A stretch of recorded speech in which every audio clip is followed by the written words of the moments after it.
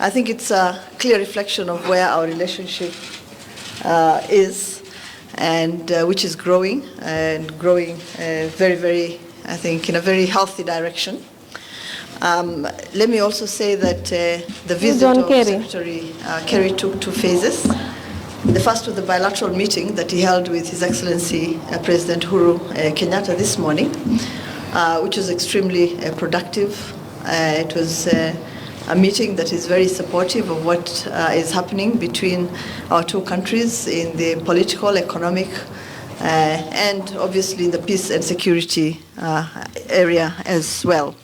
The second one was a regional consultation with the foreign ministers of our region, and it was also on peace and security. Peace and security mainly focused on South Sudan and Somalia. So again, Secretary Kerry, you're very, very welcome to the region. I think the foreign secretaries that were here, I don't know whether any of them is still here, but were very grateful for the visit. Okay. I think the discussions we held were candid, they were frank, they were productive. I think they were excellent. We hadn't had such discussions for a while now. And I can tell you for sure that the region actually needed these discussions to be that candid so that we could make progress. On Somalia, I think the picture is a good one. Positive movement. Obviously, challenges remain. And we have raised some of the concerns that we have with the Secretary in terms of the resources that are needed for AMISOM to carry out its mandate fully and effectively. We have talked about what the priorities are for us, including the elections, obviously, in Somalia, which we hope will be held, as indicated, on time from the 24th of September to the 30th of October, beginning with the parliamentary elections, election of the Speaker, and the election of the President. We hope that that will move seamlessly forward.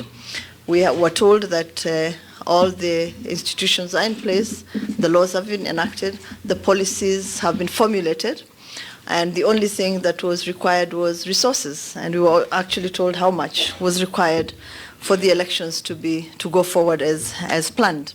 I will leave that discussion to Secretary Kerry, because I think the issue of resources was raised with him directly. So I'm hoping that it's something that he can respond to. The other issue that we discussed at length was South Sudan. Very complex, a lot of challenges, but I think we were able together to discuss a way forward. I think I will not go into any detail on what the discussions entailed, but suffice it to say that we both insisted on the implementation of the agreement, on the full implementation of the agreement, on issues relating to support for the people of South Sudan, ensuring that, in fact, reconciliation did take place, and making sure that those that are in the IDP camps could be able to go back home. So many issues that were discussed, and I'm really happy to report that we are encouraged by the discussions that took place. I actually came out of that meeting much more hopeful than I had been going into the meeting. So I'd like to again thank you very, very much for the manner in which you led those discussions. So I'm going to stop there and hand over the floor to you. Well, thank you, Amina. Hello, everyone. Let me begin by thanking my very special friend and colleague, Amina Mohammed, Cabinet Secretary Amina Mohammed, for her hospitality, for hosting today, for helping to organize the day, and for helping to chair the discussions that we had today. And I would completely agree with her that it was extremely constructive, and I can talk about that in a few minutes.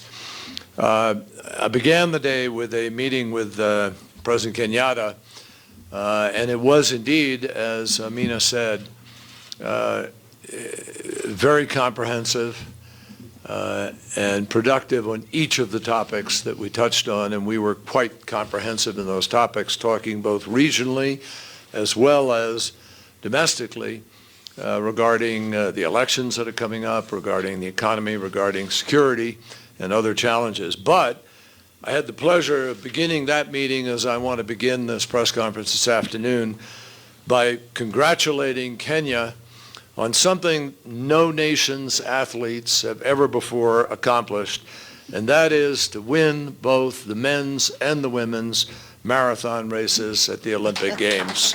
Absolutely extraordinary. When I mentioned that to President Kenyatta, he promptly said to me, well, you know, we also had a hand in helping you win a silver because the person who won came from Kenya. And I said, actually, Mr. President, you did better than a silver and a gold. You gave us a president of the United States. So you can see we had a very friendly and positive beginning to the conversation. But in all seriousness, as a senator who represented Massachusetts for 28 years and who ran in a marathon, in the Boston Marathon years ago, I cannot tell you how much I admire runners from Kenya. I also asked the president to come and teach us how to run, more. So it's quite an extraordinary record, and marathons are a big deal, especially in my hometown of Boston. So I fully understand how proud Kenya feels and should feel. I also want to express my deep appreciation to my fellow foreign ministers who traveled here today from Somalia, from South Sudan, from Uganda, and from Sudan.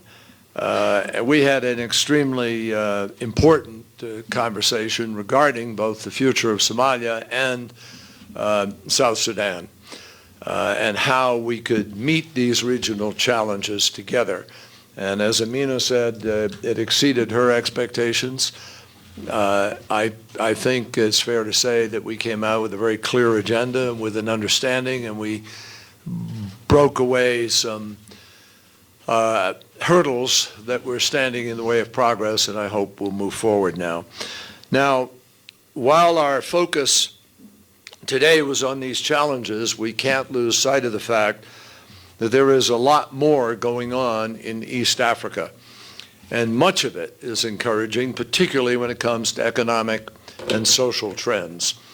As is reflected by the young leaders that I'm going to meet with a little later this afternoon, there's really a lot of energy, particularly a lot of economic entrepreneurial energy. A new generation is coming of age that is much more committed to expanding economic opportunity, improving health care, preserving the environment, and developing renewable sources of power. So this is a very exciting time in Africa, and I'm pleased to be back here. Here in Kenya and throughout East Africa, there is a challenge that we face together, and that is that violent extremism is an obstacle to the hopes of the full living out of the aspirations described by the various undertakings that I described a moment ago. Yesterday, Al-Shabaab terrorists detonated an attack in an open market in Galkayo, Somalia, resulting in the death of 15 people and more than 80 injuries. And I want to take this opportunity to express the deepest condolences of the United States of America to all those who lost family members or who were wounded in that attack. And as the people of Kenya are tragically aware, Al-Shabaab may have had its start in Somalia, but it doesn't care about national borders. And the terrorists are a regional threat, therefore they demand a regional response. And that is one reason that our meetings today were so timely. In our discussions, we focused on three goals. The first is to maintain firm support for the Somali people and the government as they strive to protect their citizens, strengthen their institutions, and participate in a landmark electoral process. The second goal is to ensure that AMISOM, which is the UN mission in Somalia, has the resources that it needs in order to conduct, in partnership with Somalia, a sustained and relentless drive against Al-Shabaab. We need to ensure that when the terrorists are forced to flee an area, they are never able to return. And third, throughout the region, we have to enhance our efforts to secure borders, to share information about terrorist threats, to train professional security personnel, and to counter radical ideology. Let me make it clear, we have made extraordinary progress in Somalia. AMISOM has made progress. Somalians have made progress. The regional countries committed to fighting against al-Shabaab have made progress. And al-Shabaab has been beaten backwards. And the economy is growing in Somalia. And the government is gaining in capacity and taking hold. But obviously, we need to do more. And we understand that. And today we talked about that, doing more, and how we will do more in the days ahead. And we specifically agreed on a set of meetings that will take place shortly in order to up the effort, if you will, and complete the task to honor the progress and the sacrifices that have been made. In our talks today, I heard a powerful commitment from all of the participants to cooperate in fighting an enemy whose hate-filled agenda is the complete opposite of what the people in East Africa want.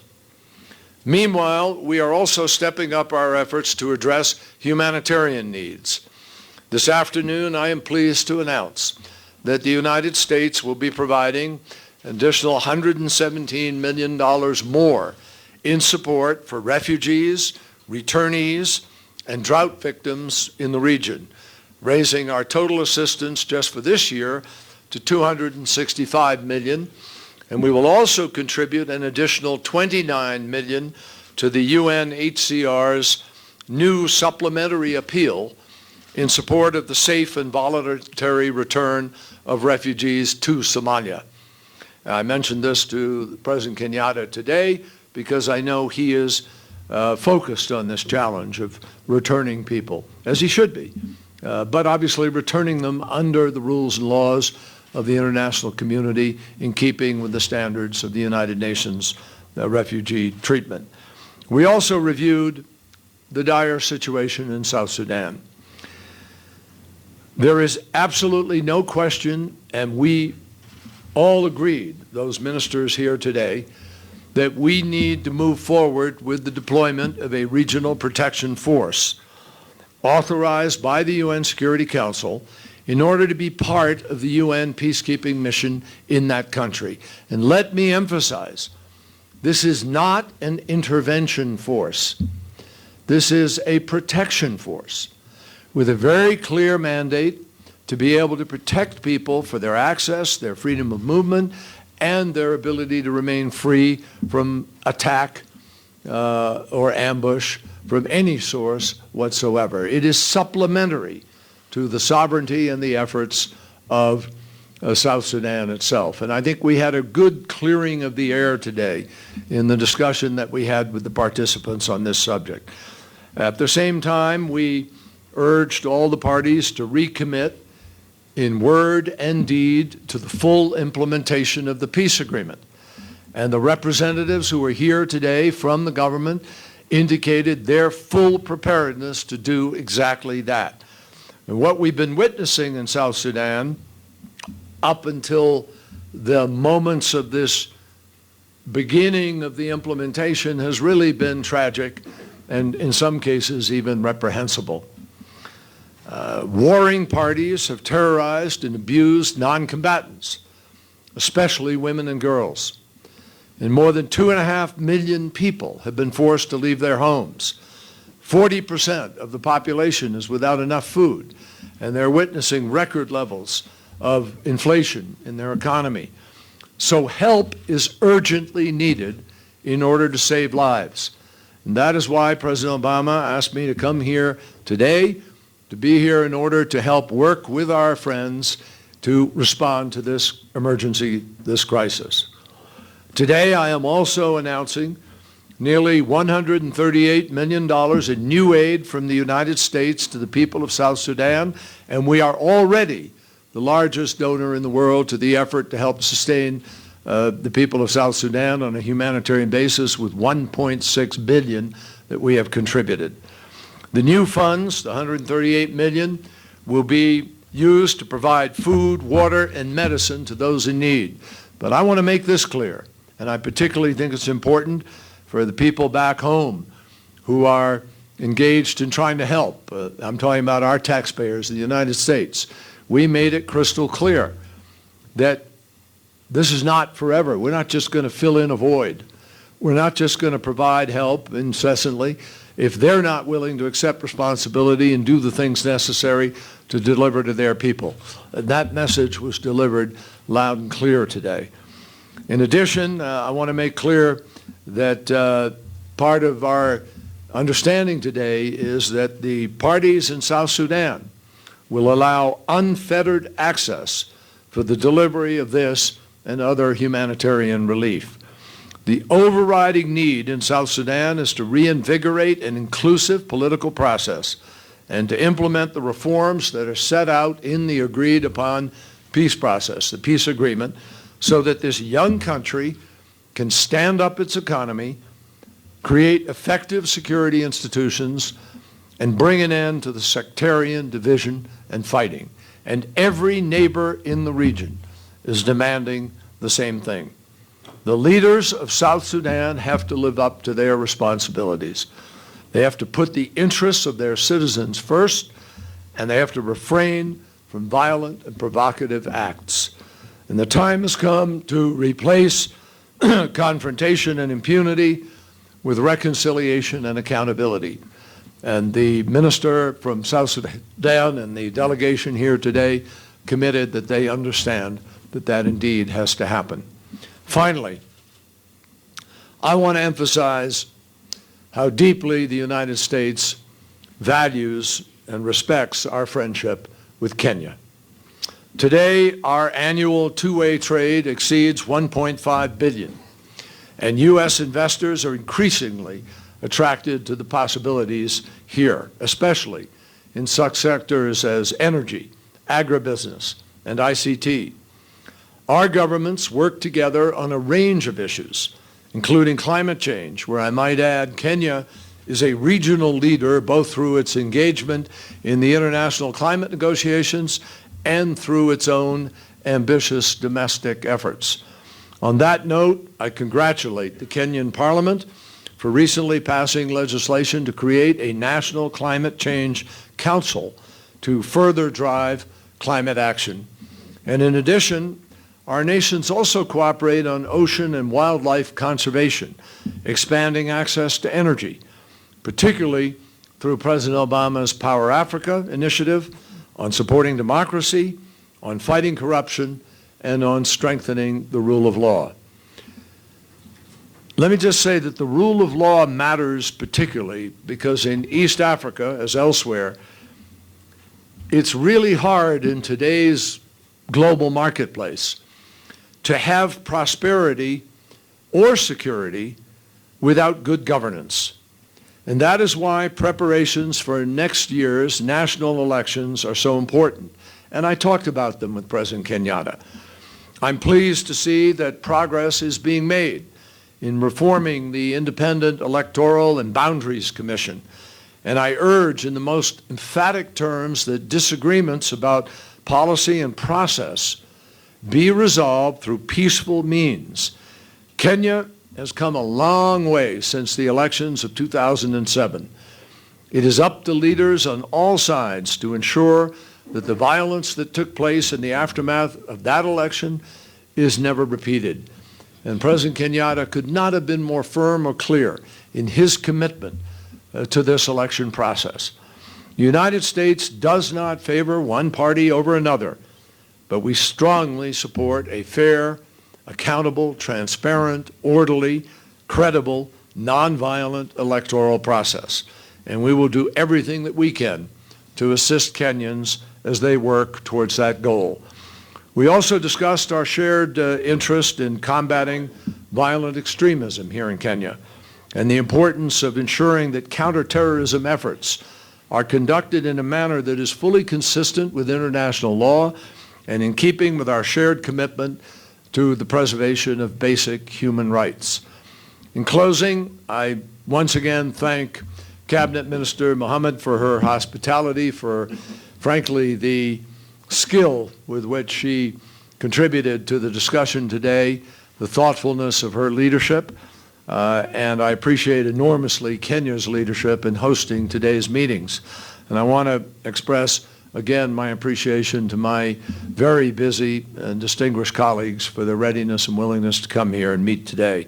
They are part of a vital effort to coordinate ongoing efforts to provide for a stable, dynamic, prosperous, peaceful East Africa. And I thank everybody for their hospitality. Thank you.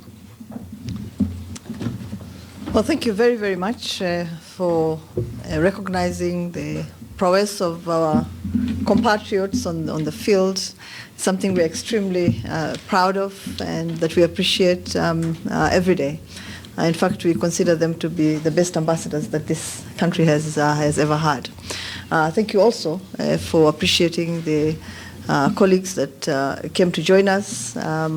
They did it at very, very short notice. Really short notice, which basically speaks about the esteem that they hold both Kenya and the United States in.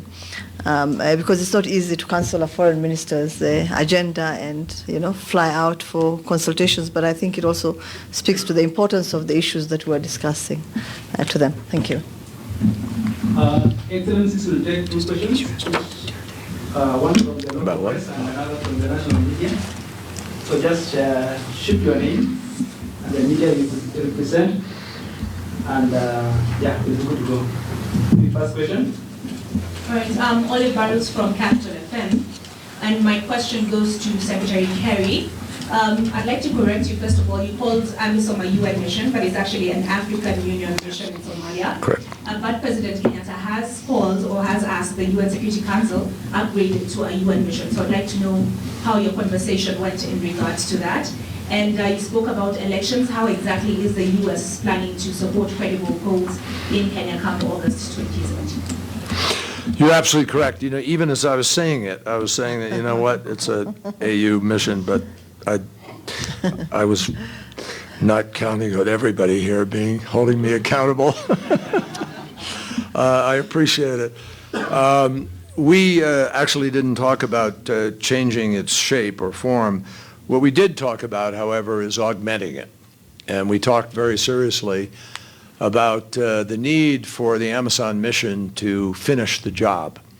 Now, as you know, the mission goes until 2018. It's now still 2016. And we believe that in the intervening time, before there is any need for a drawdown, we have an ability to empower the national forces of Somalia, which need to be strengthened in order to have a reduction in force of Amazon not be negative in its impact. And I think we all were agreed, and I know that both the Somali, I know that Kenya, and I believe the Ethiopians are prepared to work with the United States in order to put greater pressure on al-Shabaab in the meantime. So I feel confident about what came out of today's discussion as a way to see the Amazon mission complete its task successfully, and I think that will be a great feather in the cap for African leadership and for the willingness of regional countries to take on major responsibilities on something that affects people far beyond just in this region, because terrorism affects all of us. So I hope that is going to be the outcome that we will see over the course of the next months. And the meetings that I referred to in my opening comments, I believe, will take place very soon and help make a difference in implementing what was talked about here today. Now, with respect to the election process here in Kenya, let me just emphasize that holding a free and fair, peaceful, credible election next year is a really critical step in consolidating Kenya's democracy and unlocking the full promise of the 2010 Constitution. I'm very confident from my conversation with President Kenyatta, he fully understands that. For him, he has made it clear there is no going backwards, and he only sees the future in a context that I think is very, very promising. He also understands, as we do, that holding a successful election is a whole of society effort. You need your government, your political leaders, your business community, all the people, the civil society, to come together to resolve differences, not through violence, not through, hate language or other kinds of talk, but with a real dialogue, with a real political discussion. And I think in that context, I made it clear, and I think the President agreed completely, because he's already taken steps to move in this direction, that Kenya must have a trusted electoral body that is capable of running that kind of transparent and credible election. You've already taken steps to do that. Before I arrived here, there's already proposals before your Parliament that will change commissioners and begin to move the process forward to give people confidence that the Electoral Commission is going to be what people want it to be. And I think that it is critical, needless to say, that everybody in the country feel confident about that process. Now, what is the United States prepared to do beyond the conversations we had today and our urgings of everybody to participate? We are investing over $25 million in this year in order to support your electoral process coming into next year. What does that mean? It means we want to strengthen your election operations. We want to have you have the ability to carry out election observation during the elections.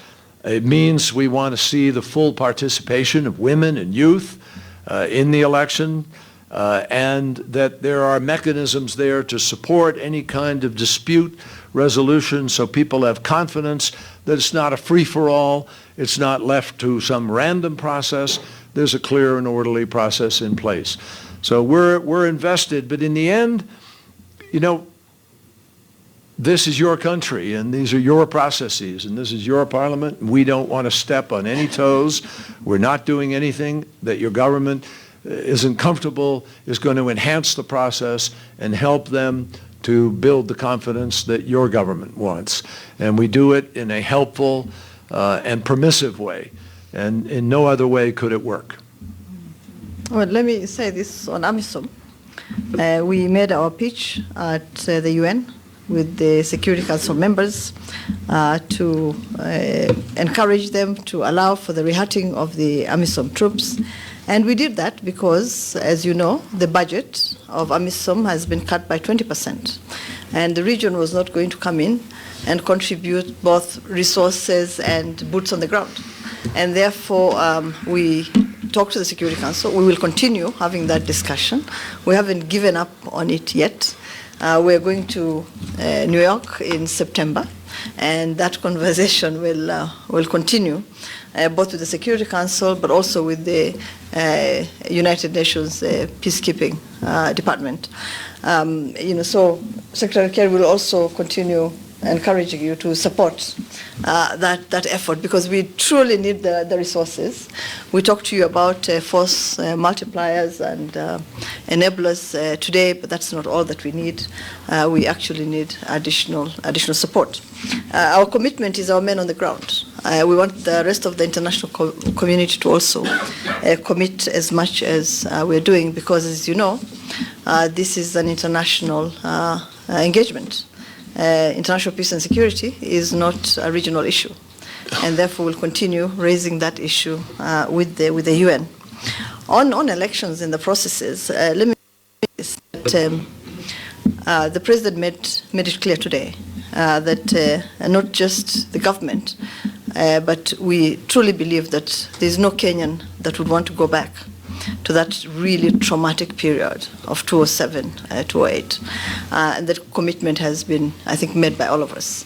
And therefore, we hope that as we move forward, the rest of the international community will actually see the steps that we are taking, that we ourselves would like to have a credible, democratic, transparent, and an open election that will be acceptable first and foremost to our own compatriots and then also to the international community. Our final question today comes from Leslie Roughton from Reuters. Thank you. Madam Secretary, if I could address you first. Secretary Kerry said there was a need to Sudan. Can you give us more details on when do you think that can happen? And is Kenya going to be part of that deployment, of that force? Can you see that happening? And then, Mr. Secretary, also coming back to that force, what difference do you think 4,000 additional people, UN peacekeepers, will make in Sudan, given that the mission could not stop or prevent the violence that occurred recently, in which civilians and aid workers were attacked and raped?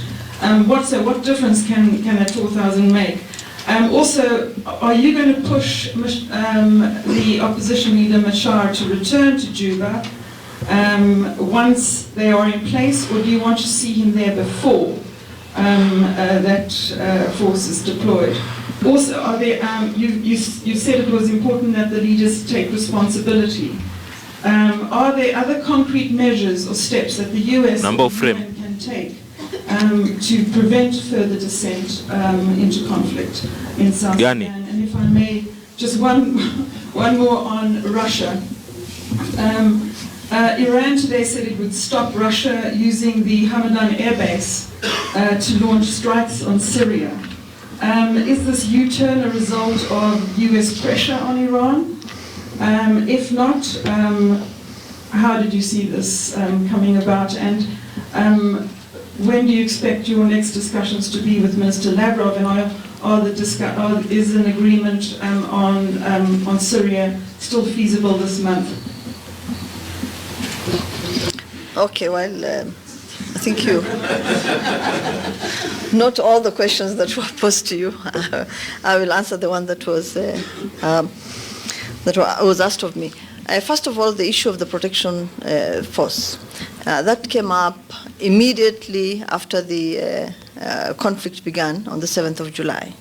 And as we watched the situation deteriorating, we in the region decided that we would quickly come together and agree on a way forward, because we were not going to sit back and watch this situation just go from bad to worse.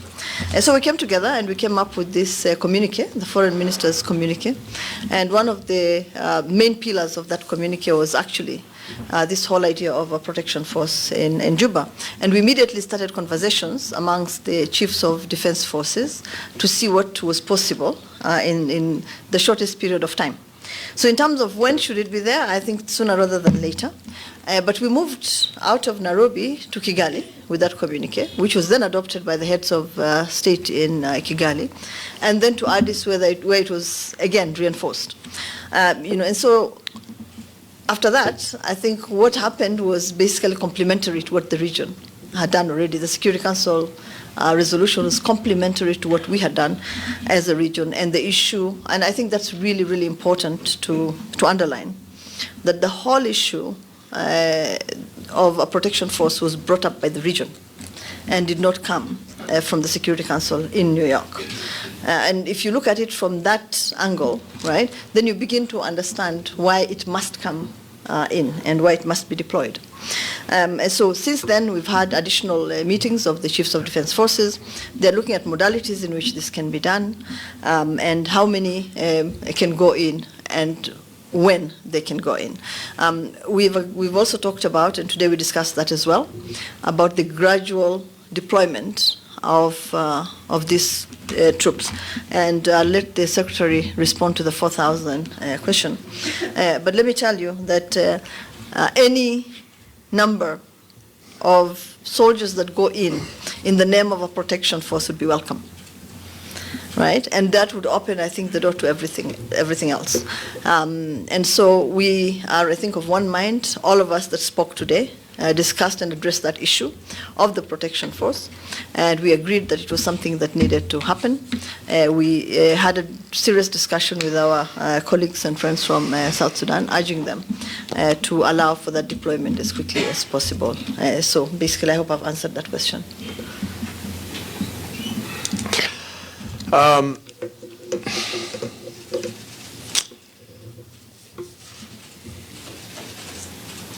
With respect to the protection force,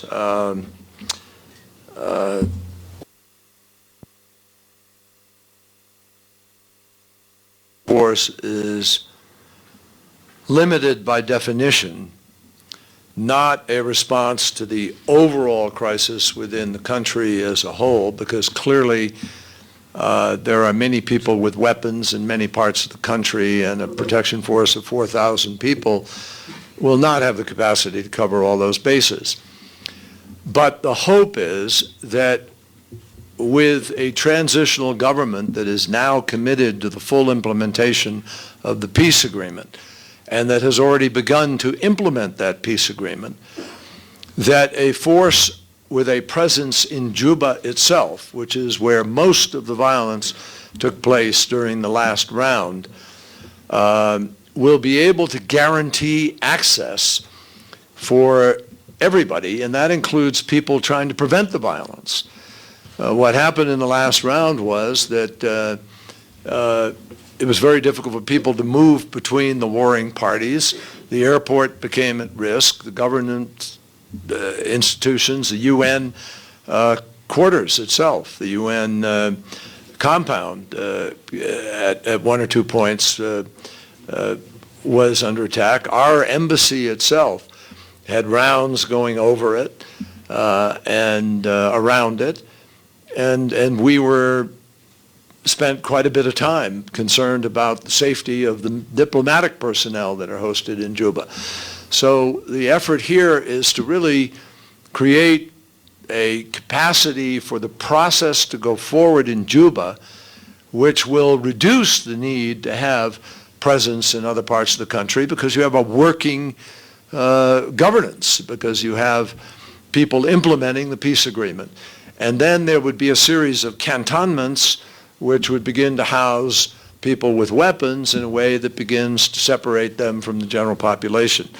Now, all of this depends, obviously, on the efficiency with which the process will be implemented. But I think Amina would agree with me that today there was a clear agreement about the immediate implementation process continuing, and about next steps of meetings that will take place in order to guarantee some momentum builds up, and particularly in an acceptance of an understanding of what the definition of the protective force is. Let me be clear again. I said it, I think, in my opening comments.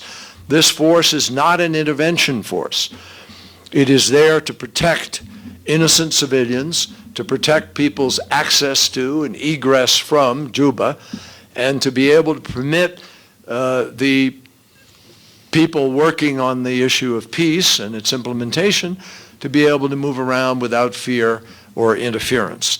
And I am confident that a force of the size that is being discussed, with the participants who are going to take part, and you just heard from the Foreign Minister, the Cabinet Secretary, about the commitment of Kenya to this, it will have an impact.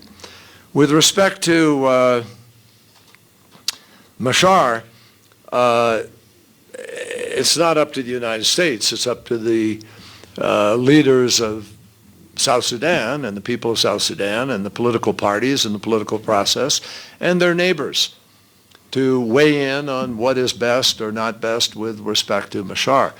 But I think it's quite clear that legally, under the agreement, there is allowance for the replacement in a transition of personnel, and that has been affected with the appointment of a new vice president.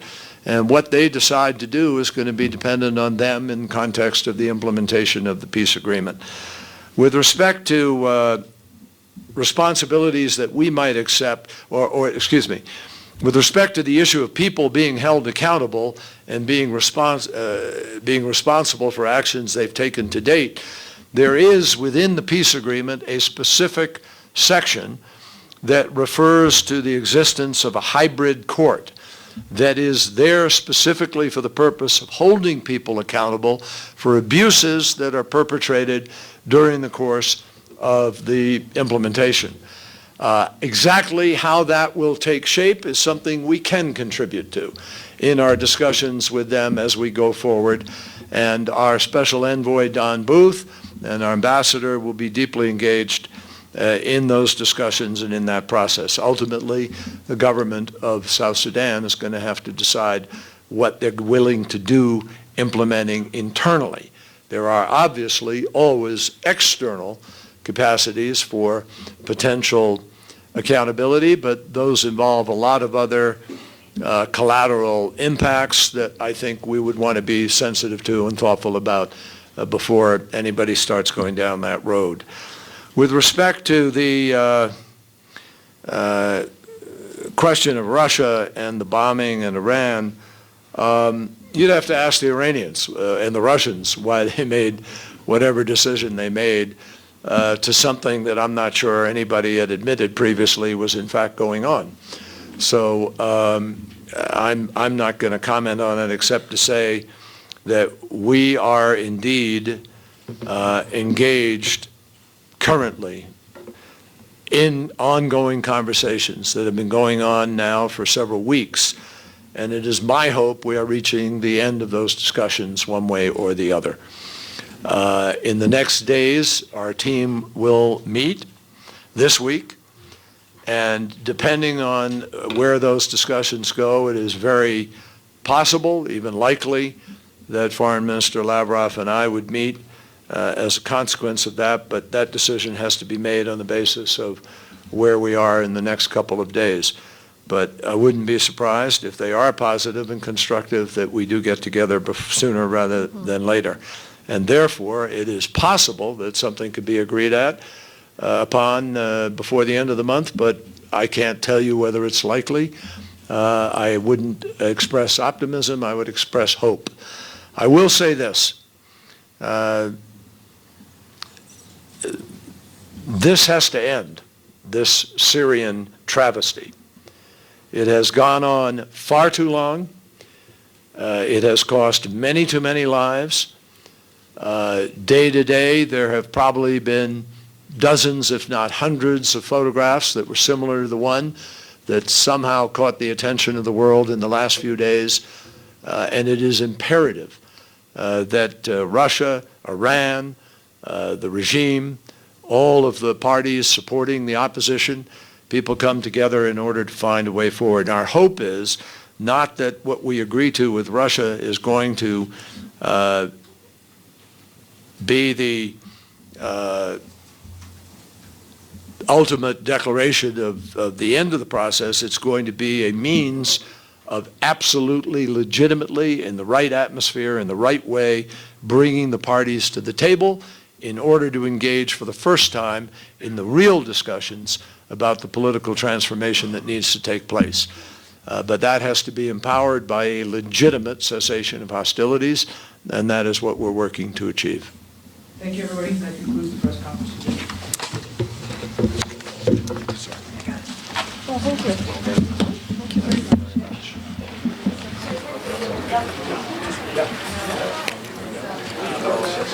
Bila shaka popote ulipo, hujambo mtazamaji, karibu kwenye taarifa hizi za moja kwa moja zinazokujia kutoka katika hoteli moja hapa jijini Nairobi, na tumekuletea kwa njia moja kwa moja kuhusiana na hotuba ambayo imetolewa na John Kerry ambaye ametoka kuzungumza hivi sasa, ambaye ni waziri kutoka kule sehemu ya Marekani, na vile vile waziri wa mashauri ya mambo ya nje ambaye ni Amina Mohamed ambaye ametoka kuzungumza. Mambo mengi tu mtazamaji yameweza kugusiwa hapo kuhusiana kuhusiana na usalama wa taifa na vile vile swala la Somalia, bila kusahau hali jinsi ilivyo katika sehemu ya Sudan ya Kusini. Ni mambo ambayo amekuwa akijadili kuanzia asubuhi kwenye mikutano yake Waziri Kerry, ambaye amekuwa akikutana na viongozi mbalimbali akiongozwa na Rais Uhuru Kenyatta, ambao waliweza kukaa mapema hii leo na kufanya majadiliano kuhusiana na masuala mbalimbali ya usalama, hususan katika kanda hii ya Afrika Mashariki. Popote ulipo, hujambo, karibu kwenye taarifa za mbiu ya KTN hivi sasa.